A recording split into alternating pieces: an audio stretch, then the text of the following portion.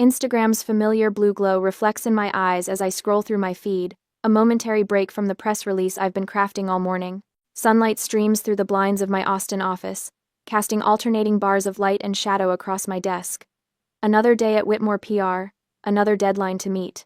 Then I see it. My finger freezes mid-scroll. I blink, certain I'm mistaken. But the image remains unchanged. My sister Amber, sunglasses perched on her nose, champagne flute in hand, sprawled across the bow of a catamaran. The turquoise waters of Turks and Caicos spread behind her like an impossibly perfect backdrop. But it's not the ocean or her designer swimsuit that makes my stomach drop. It's what's casually displayed in her other hand. A glint of gold catching the tropical sun. A rectangular piece of plastic with my company's name embossed along the bottom edge. My gold business card. No, I whisper, my fingertips suddenly cold. I zoom in, heart hammering against my ribs. There's no mistake, Whitmore Public Relations LLC, my name beneath it. My mouth goes dry. I feel a tremor beginning in my hands that has nothing to do with my morning coffee. 4 days ago, I sat beside my mother's hospital bed, explaining the new platinum card I'd opened. Margaret Whitmore had just undergone knee replacement surgery, her face pale against the sterile white pillowcase, her gray hair fanned out in a way that made her look suddenly older than her 62 years. "It's just for your rehab expenses, Mom," I'd explained, placing the small debit card in her palm. Small things, like medication, co-pays, and transportation. Tears had welled in her eyes. "You shouldn't have to take care of me like this, Shelby." "That's what daughters do," I replied, squeezing her hand. "It has a small spending limit. Just use it when you need it for recovery stuff, okay?" The memory dissolves as my office phone rings, yanking me back to the present. I answer without checking the caller ID. "Shelby, honey." My mother's voice comes through, strangely cheerful. "Have you seen Amber's photos? Isn't that resort gorgeous?" I told her to send me a real postcard, but you know how she is with remembering things like that. I grip the phone tighter, my knuckles turning white. "Mom," I manage, my voice unnervingly steady. "How is Amber's vacation going?" "Oh, she's having the time of her life. Just what she needed after that horrible breakup. The girl works so hard. My sister hasn't held a steady job in 3 years. And how is she paying for all this?" A hesitation. Just long enough. Well, I imagine she saved up. A vague memory surfaces, Mom asking for a second card months ago when I was buried in client work. A request I'd barely registered. Something about emergencies and keeping track of family expenses. Had I actually authorized this? I rack my brain but come up empty. I end the call with my mother and immediately text Amber. "How are you paying for all this?" The response comes almost immediately. "Thanks to your card, sis. Don't worry, it's gold." My hands are shaking for real now. I called my mother back. "Margaret," I say, using her first name, something I only do when I'm furious. "Do you have one of my business cards too?" A long pause. "I might have gotten a card for emergencies," she finally admits. I hear rustling then. "Yes, I have it right here." "And you gave one to Amber?" "Shelby. She's been so stressed lately. She needed this break." I grip the edge of my desk, steadying myself. "That's not your decision to make. That's my business account. Don't be dramatic. It's just a little vacation. You have a successful business." I hang up without responding and open my banking app. The numbers hit me like a physical blow. $47,612.19 in charges over the past week. Resort stays, designer boutiques, first-class airfare, spa treatments, all from the same IP address pinged from Amber's beachfront hotel. An email notification pops up. From the resort's concierge, confirming an upcoming sunset cruise for Miss Whitmore and guest. Attached is an image of the card on file. My full legal name, Shelby Ann Whitmore. I called my mother one more time. "Did you know about this?" "About what?" Her voice is defensive now, brittle. $47,000, Mom. That's what Amber has spent in a week." "It can't possibly be that much," she scoffs, but there's uncertainty creeping in. "It is. And I need to know if you knew about this." A sigh crackles through the line. "Amber just needs a break for once. You have a successful business." The words strike me like ice water. This isn't just fraud, it's identity theft wrapped in family guilt. The betrayal cuts deeper than the money. They've used my name, my reputation, my business credentials. I end the call without another word and turn to face the wall of my office. 3 framed awards hang there, recognitions from the Texas PR Association for campaigns I've built from nothing. Client testimonials. The physical manifestations of 7 years of work. This isn't just money, I whisper to the empty room, my voice hardening with each word. This is my name. The weekend stretches before me like a battlefield. My laptop screen casts a blue glow across my living room as Saturday morning light filters through half-drawn blinds. I've barely slept, my eyes burning as I scrutinize every transaction from the past month. The timeline unfolds with devastating clarity. The first charge, Louis Vuitton luggage, $4,200, appeared exactly 1 day after I sat at Mom's hospital bedside. While Margaret was still foggy from post-surgical painkillers, Amber was already swiping my gold card through a designer store's card reader. Jesus, I whisper, scrolling further. The resort booking predated Mom's surgery by 2 weeks. This wasn't opportunistic theft, this was calculated, premeditated. A plan set in motion while I was arranging Mom's hospital transportation and hiring a temporary nurse. I opened Amber's Instagram in another tab. Her latest post shows her lounging on a private deck, an infinity pool stretching toward the horizon. The caption reads, "Living my best life. Blessed. Luxury travel. VIP status." Each tagged brand is a breadcrumb trail of my stolen credit. My phone pings with an email notification from the resort concierge. I force myself to open it. Dear Miss Whitmore, as requested, all charges have been applied to your sister's business account. The champagne tasting has been confirmed for tomorrow evening. My stomach clenches. She specifically instructed them to bill my business, not just using my card, deliberately invoking my company name. My hands curl into fists, nails biting into my palms.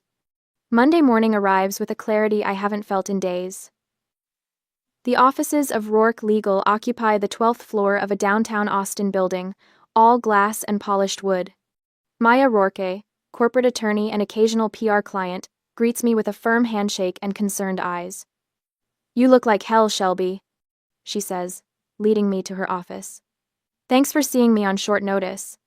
Maya settles behind her desk, fingers steepled. "So, your sister maxed out your business credit card on a tropical vacation." I slide the folder across her desk, transaction records, screenshots, emails, texts, everything meticulously organized over my sleepless weekend. "I need to know my options," I tell her. Maya scans the documents with practiced efficiency. When she looks up, her question is direct. Civil or criminal? The word hangs in the air between us. Criminal charges against my own sister, my own mother as an accomplice. The thought should make me hesitate, but instead I feel a surge of cold resolve. Both. Maya nods, no judgment in her expression. "Let's start with the card issuer. We'll file a fraud claim immediately. They're required by law to freeze the account and investigate. And the charges? My business can't absorb this hit. Your business insurance should cover it under theft protection. The insurer will reimburse your company, then pursue Amber through a process called subrogation." She taps her pen against the desk. "We'll also file a service complaint against the issuer for failing to flag these abnormal transactions. International charges, luxury purchases, those should have triggered their security protocols." For the next hour, we dissect the case like surgeons. 2 clear antagonists emerge. Amber, the primary betrayer, whose psychology of entitlement shines through every transaction, and Margaret, the enabler who authorized the secondary card despite knowing my business couldn't withstand such a financial blow. "You understand what's at stake here," Maya says, not a question but a statement. I nod. My business reputation if clients discover we're financially vulnerable, my family relationships once I pursue legal action. I pause. My mother's recovery is potentially jeopardized by the stress. "You didn't create this situation," Maya reminds me. "They did." She drafts documentation for the card issuer while I stare out the window at the Austin skyline. Buildings I've spent years networking in, establishing my name as reliable, trustworthy. How quickly that could all unravel. My phone buzzes. Another Instagram notification from Amber, a sunset photo, champagne flute in hand, the ocean spread before her. Something snaps inside me. I type quickly. "I hope the sunset's worth it. The fraud unit will be calling soon." Her response comes almost immediately. You wouldn't dare. We're family. Maya glances over my shoulder and highlights the message on her tablet. Perfect proof of intent. Keep all communication. Don't delete anything. Back at my office, I implement immediate security measures. I change every business password, revoke all account access permissions, and create new authentication protocols. My office manager watches silently as I methodically lock down everything my sister might potentially access. When the building empties for lunch, I stay behind. Alone in my office, I find myself removing family photos from my desk, Margaret at my college graduation, Amber and me at Christmas last year. I place them face down in a drawer, one by one. The pattern emerges with painful clarity. Amber's emergency car payment, 3 years ago. The rent she couldn't quite make last fall. Mom's tearful call about property taxes they were behind on, always becoming my responsibility, my burden to solve. I open my leather-bound business journal and write with deliberate pressure. This stops now. Claire knocks softly before entering, a cup of coffee in her hand. Thought you might need this, she says, placing it on my desk. Thanks. I close the journal. Can you let the team know we're implementing a new phone policy? No calls from family members are to be put through to me. Take messages only. Claire nods without question. We've got your back, Shelby. My office manager steps in later, closing the door behind her. The card's been frozen, she reports, and I've notified our insurance about the claim. For the first time in days, I feel the tension in my shoulders ease slightly, a shield forming around what I've built. That night, for the first time since discovering Amber's betrayal, I slept without waking. The next morning brings an email notification. Claim processing initiated. Insurer investigating. My phone is filled with notifications, missed calls from Amber. Voicemails from Mom, her voice tearful, accusing me of betrayal and lack of compassion. But the card is frozen. Amber's resort access was suspended. The system is working as it should. Alone in my apartment that evening, I find myself staring at the family photos I've brought home from the office. Still face down, now in my bedroom drawer. When the tears come, they're silent, falling onto my hands as I sit on the edge of my bed. This victory, necessary as it is, comes at a cost I'm only beginning to calculate. Another Monday morning arrives with the steady rhythm of rain against my office windows. The weather feels appropriate, a constant, relentless pressure matching the notifications lighting up my phone. 3 missed calls from my mother since dawn. I've been screening them, focusing instead on the client proposal due by noon. My office line rings. Claire, my office manager, appears at my door, concern etched across her face. It's your mother online too? She says. I told her you were in meetings all morning, but she insisted it was an emergency. An emergency.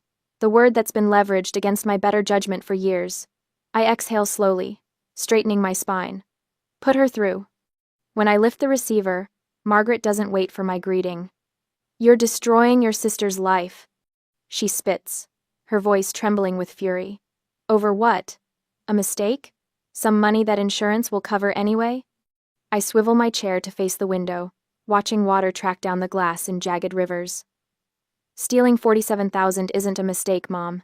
It's a felony. She meant to pay it back. With what money? The job she doesn't have? This will follow her forever, Shelby. A criminal record. I close my eyes. She should have thought of that before she told the resort concierge to charge everything to her sister's business account. If you go through with this, Margaret says, her voice dropping to a whisper that cuts deeper than her shouting, you'll split this family forever. Is that what you want? To destroy the only family you have over money? The line goes dead before I can respond. I replace the receiver with deliberate care, my fingers trembling slightly. Claire knocks softly. Everything okay? I nod. Just family being family. Later, scrolling through my social media accounts, I find Amber's latest post. A sepia-toned photo of her as a child, me standing behind her with protective hands on her shoulders. The caption reads, thinking about how toxic family members care more about money than love. Some people forget where they came from. The comments section overflows with supportive messages from friends who know nothing about what she's done.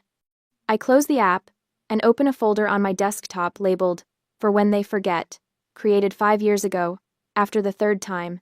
Amber, borrowed, rent money. It contains meticulous documentation of our financial history, 5 years of unpaid loans, texts promising repayment, bail money when Amber's previous boyfriend got caught with unregistered firearms in his car. A subfolder contains screenshots of messages between Margaret and me from 3 years ago.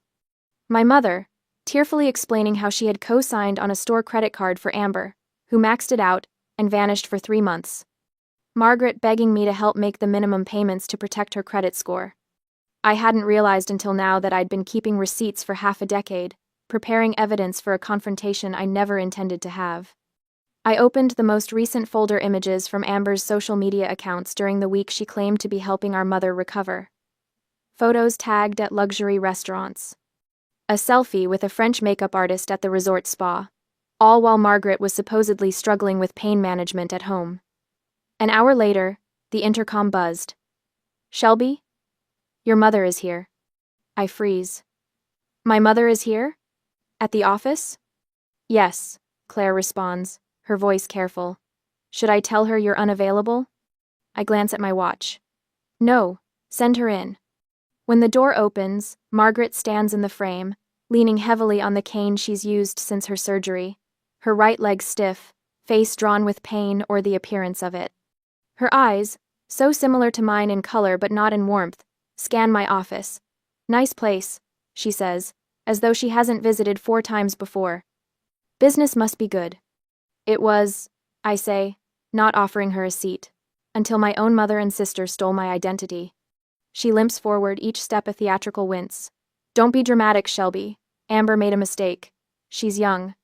"She's 27, Mom. I was running this business at her age." "Not everyone is like you."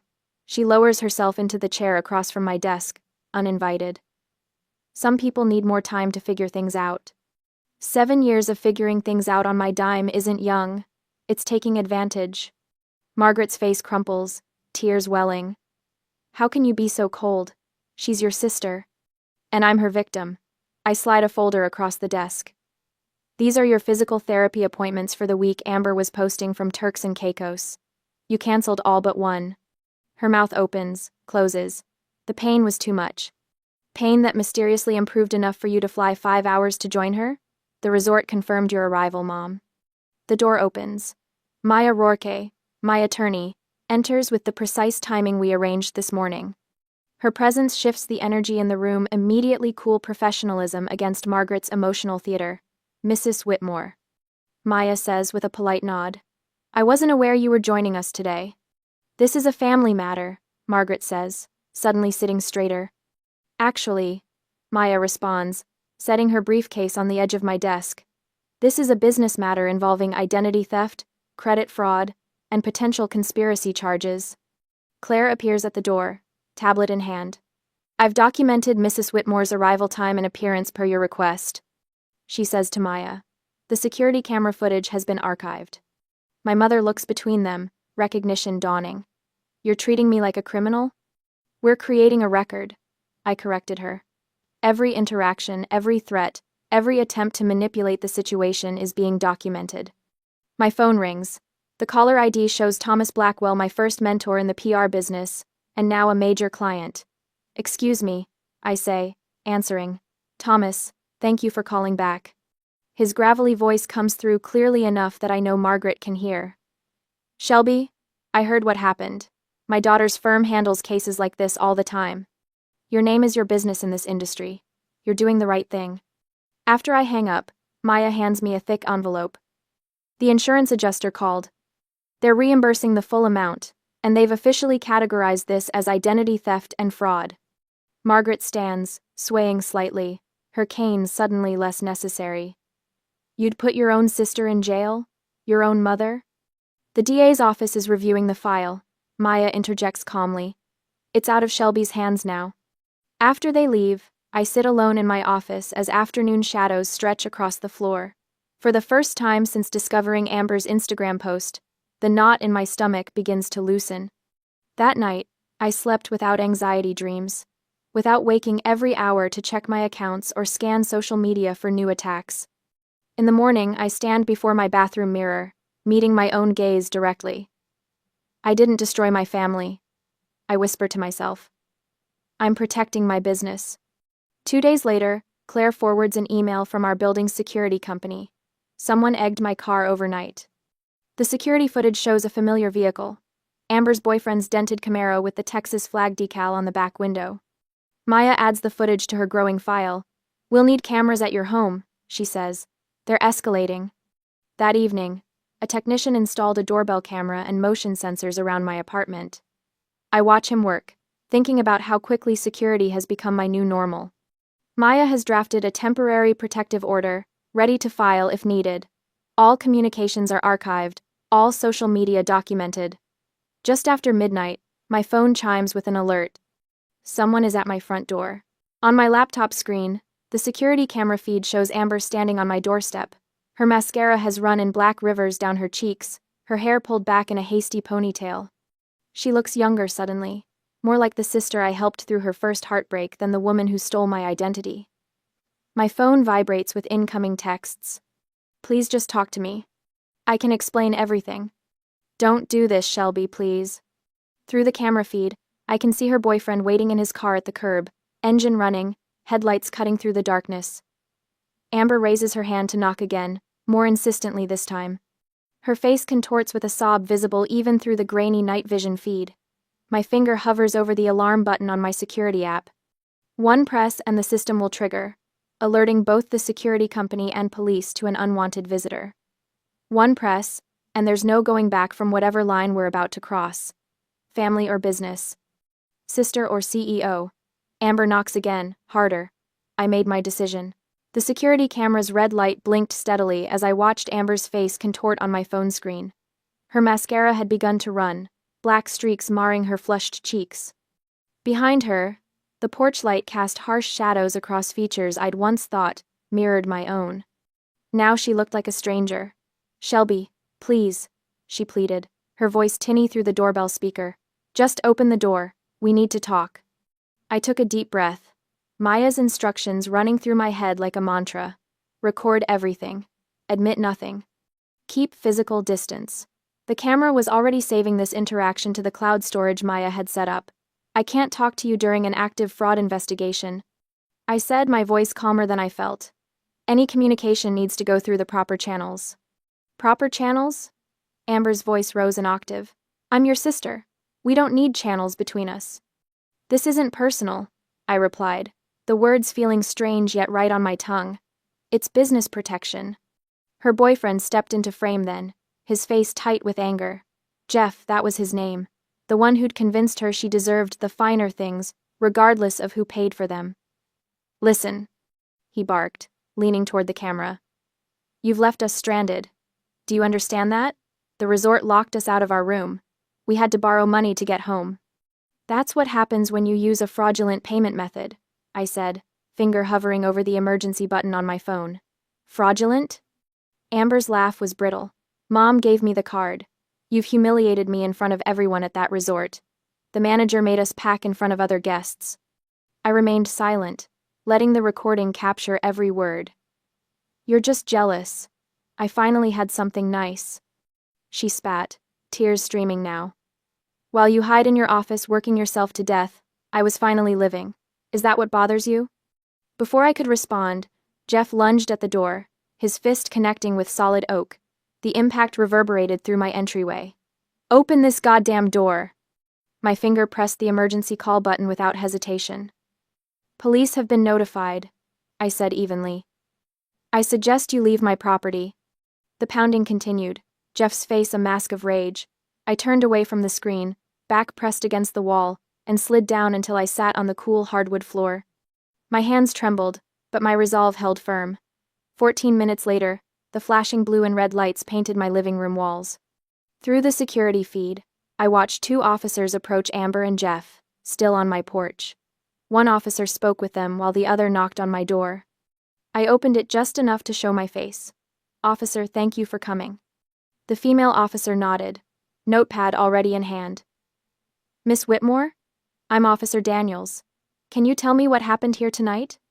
Within 20 minutes, I had filed an official incident report, downloaded the security footage to the officer's email, and learned something that sent a chill down my spine. Your sister's boyfriend has a prior for assault and criminal mischief, Officer Daniels said quietly. We'll add this to the report. Would you like to pursue a temporary protective order? Yes, I said without hesitation. My attorney has the paperwork prepared. Later that night, my phone wouldn't stop buzzing. Texts from family members I hadn't spoken to in months, some taking sides before even knowing the full story. Aunt Patricia, someone needed to set boundaries with that girl years ago. Call me if you need anything. Uncle Robert. Family problems should stay private, Shelby. You've taken this too far. I scrolled through Facebook to find distant cousins I barely knew, sharing cryptic posts about financial abuse and family loyalty. My company page, however, told a different story. Colleagues had rallied, leaving supportive comments and sharing posts about business integrity. Claire had coordinated the entire response without even telling me. The official papers were served to Amber at her apartment the next morning. By afternoon, Margaret was calling. You're destroying your sister, she sobbed into the phone. Is this really what you want? I didn't do this, Mom. Amber did, and you helped her. She made a mistake. People make mistakes. I ended the call and went back to work, losing myself in client presentations until my doorbell rang again that evening. The security feed showed Amber alone this time, standing straighter, anger replacing tears. I opened the intercom. Yes? You'd destroy your own sister over money? She demanded, voice sharp enough to cut glass. The question hung in the air for a moment before I found my answer, the truth I hadn't been able to articulate until now. This isn't about money, I said finally. It's about my name and the right to say no. Something flickered across her face, recognition, perhaps of a boundary she'd never encountered from me before. She left without another word. That night, the first fracture appeared between my antagonists. Margaret called Amber while I was on the line. A three-way conversation I hadn't agreed to but didn't end. Why didn't you tell me it was that much money? Margaret's voice was different, harder, accusatory. You knew I was going on vacation, Amber countered. Not a $50,000 vacation. I hung up, letting them fight their own battle for once. The next morning, I brought a formal letter from my insurance company. The civil recovery process had begun against Amber. Separately, Maya confirmed that the district attorney's office was reviewing the case under identity theft and access device fraud statutes. At 2:17 a.m., an email arrived from Amber's account. Please drop it. I'll pay you back. I can make payments. Please, Shelby. I waited until morning to respond. Pay the insurance company. They own the debt now. Margaret's response came an hour later. What kind of daughter ruins her family to prove a point? I didn't answer. Instead, I called Maya. If my mother cooperates with the investigation, can we exclude her from the criminal referrals? If she admits she gave the card without authorization and testifies if needed, probably, Maya replied. Why? Second thoughts? No, I said, surprising myself with how certain I felt. Strategic thinking. When the local business journal called that afternoon, asking for comment on a prominent local businesswoman filing fraud charges against a family member, I directed them to the PR team I'd assembled for exactly this. Purpose. That night, for the first time since seeing that damning Instagram post, I slept without waking, without the knot of anxiety twisting my stomach. No dreams of drowning in paperwork or family accusations. Morning came with sunlight filtering through my bedroom blinds. I stood before the mirror, shoulders back, and spoke the words that now felt true. I'm not a victim. I'm setting an example. The newspaper sits on my desk like a bomb. Austin woman charged after using sister's business credit card for island vacation, reads the headline. My name isn't mentioned, but it doesn't matter. In Austin's interconnected business community, everyone knows. My phone has been chiming all morning with texts from colleagues, some supportive, others uncomfortably curious. I take a sip of coffee, scanning the article. Words like fraud, identity theft, and family betrayal jump out at me. The reporter managed to get a quote from Amber. This is a private family matter that's been blown completely out of proportion. No mention of the $47,000 she spent pretending to be me. Claire knocks on my office door. Your cousin Daniel is online too. Third family member today. Tell him I'm in a meeting. I turn back to my computer, where I've been monitoring the fallout. Amber's Instagram account, once filled with champagne flutes and catamaran selfies, has vanished. Her Facebook, too. As if erasing her digital footprint could somehow undo what she's done. My phone vibrates with a text from an aunt I haven't spoken to in years. Family problems should stay private. You're making a terrible mistake. The flying monkeys have been dispatched. That's what Maya called them yesterday, the relatives who appear out of nowhere when someone challenges the family hierarchy. They'll try to talk sense into you, she warned. Stand firm. My office phone rings again. My mother's number. I let it go to voicemail, but listened immediately. Shelby Ann. Her voice is thick with emotion, that particular blend of disappointment and manipulation she's perfected over the years. You need to withdraw these charges. Your sister will never recover from this. Is that what you want? To destroy Amber's life over a mistake? Call me back immediately. 1. I deleted the message. For 3 days, Margaret has refused to attend her physical therapy appointments, her newest form of protest. The rehab center called yesterday, concerned. I arranged for transportation directly to her sessions, bypassing her need to schedule them herself. My personal email pings. From Amber's boyfriend, a man I've met exactly twice. Subject line, family dirt. The message is 2 sentences. You think you want this to go public?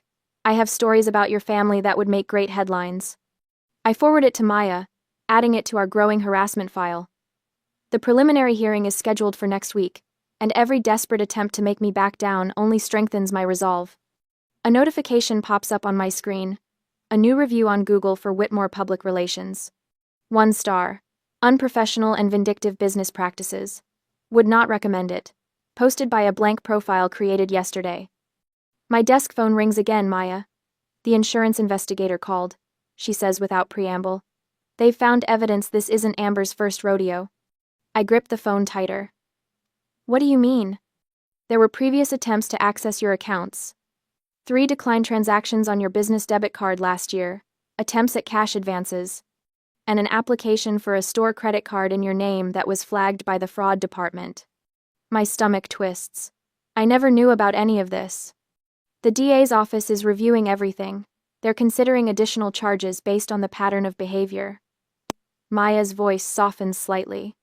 Shelby, this is bigger than we thought. Are you prepared for that? For a moment, doubt flickers. Is this too far? The criminal charges, the public exposure, the family fracture that will never heal. Then I remember Margaret's dismissal. Amber just needs a break for once. You have a successful business. As if my success were a resource to be pillaged rather than something I'd built through years of work. I'm prepared, I tell Maya, my voice steady. This was never just about the money. On the confrontation day, the courtroom is smaller than I expected. The wood paneling darker. I smooth down my charcoal suit, chosen carefully with Claire's help. Professional, dignified. Nothing flashy that could be interpreted as vengeful. Amber sits across the aisle with her attorney, a handkerchief clutched in her trembling hands. She's wearing a pale blue dress that makes her look younger, more vulnerable. Her mascara is slightly smudged, as if she's been crying but trying not to ruin her makeup completely. The calculated victim. Our mother sits directly behind her, jaw tight, refusing to look in my direction. The judge enters, a woman in her 60s with silver-rimmed glasses and an expression that suggests she's seen every form of family drama possible. She reviews the file briefly, then looks up. Miss Whitmore, she addresses me, as the complaining witness. Would you like to make a statement?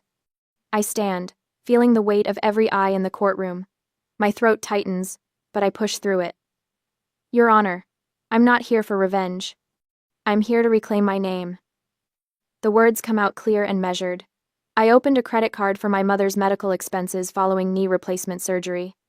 Instead, my sister used it to fund a luxury vacation, deliberately misrepresenting herself as me to resort staff, and spending nearly $50,000 in the process. I explain the purpose of the card, the betrayal of trust, the shock of discovery. With each word, my voice grows stronger. When I finish, Maya presents our evidence. The timeline of transactions showing premeditation. The concierge emails confirming Amber represented herself as me. Instagram posts establishing her intent and knowledge. Text messages proving she knew exactly what she was doing. Most damning are my mother's conflicting statements about authorization, first claiming she had permission to give Amber the card, then admitting she knew the card was only for medical expenses. The judge listens, occasionally making notes. When the evidence presentation concludes, she removes her glasses. "Miss Amber Whitmore, please rise." Amber stands, her lower lip quivering. The court orders full restitution to the insurance company in the amount of $47,612.19. You will serve 36 months of probation and complete mandatory credit abuse counseling. During this time, you are prohibited from opening any new lines of credit without court approval. The judge's gaze is unflinching. Family trust is a sacred responsibility. You violated that trust repeatedly and with calculation. This court takes such violations seriously. As we exit the courtroom, Amber brushes past me in the hallway. "You happy now?" she whispers, her voice hollow. I look directly into her eyes, seeing past the mascara tears to the entitlement beneath. "No," I reply calmly. "I'm free." Behind her, Margaret stands frozen, silent tears tracking down her face as the reality finally sets in. The power she and Amber held over me through guilt and obligation has shattered. Several extended family members who came to support Amber are watching, their expressions shifting as they witness the aftermath. Walking down the courthouse steps into the bright Austin sunshine, I feel the weight lifting from my shoulders. For the first time in months, I take a full, deep breath, the air tasting like something I'd forgotten: independence. 3 months had transformed Whitmore PR from a battleground to a sanctuary. Shelby surveyed her office, now bathed in morning light filtered through new blinds. The space breathed differently, walls repainted in pale sage rather than corporate beige, her awards now joined by framed client testimonials. Growth, not just survival. "Lisa and Thompson confirmed for 11, Claire announced, setting a coffee on Shelby's desk. "They're excited about the integrity campaign." "Major healthcare accounts used to terrify me," Shelby admitted. "Now they feel like the right challenge." The staff meeting that morning hummed with purpose. 10 faces instead of 4. Clear boundaries established in the employee handbook. Company resources remain within company walls. Every new hire signed acknowledgement of the financial safeguards. Shelby had implemented dual approval for expenses over $5,000. Automated alerts for unusual spending patterns. Back in her office, Shelby touched her phone, scrolling to contacts. Margaret and Amber remained in her address book, but with a simple designation beside each name: blocked. No more 2 a.m. calls about family loyalty. No tearful voicemails insisting, "Family means forgiveness." The silence had been deafening at first, then peaceful, now simply normal. Her computer chimed with an email notification from Austin Business Journal. "Interview request, fraud-proofing your family business's podcast." Shelby smiled. The podcast interview would be her third public speaking engagement since the court case. The insurer had returned the full $47,612.19. Rather than putting it back into operating expenses, she had created something unexpected: a micro-grant fund for victims of family financial abuse. The first recipient called yesterday. Maya had reported last week over lunch. Similar situation. Brother emptied their mother's accounts, blamed the sister when she reported it. Shelby's journal lay open on her desk, last night's entry visible. "I mistook people-pleasing for love. Enabling for support. Guilt for responsibility." The handwriting grew steadier as the entry continued. Unlike the shaky scrawl from those first dark days. She touched the thin silver bracelet on her wrist, custom engraved with SWLLC, not flamboyant, just a quiet reminder.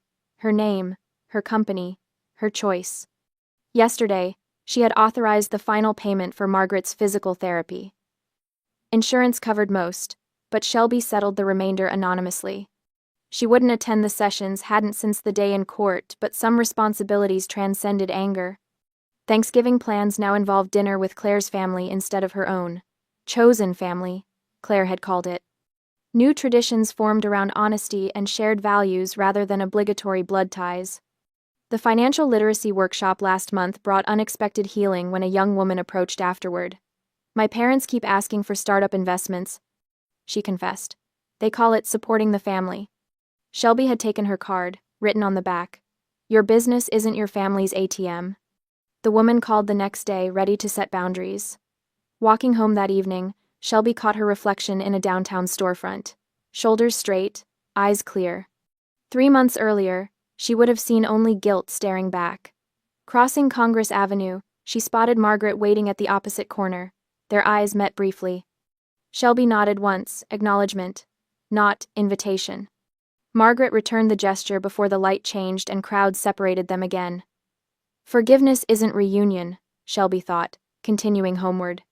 It's release.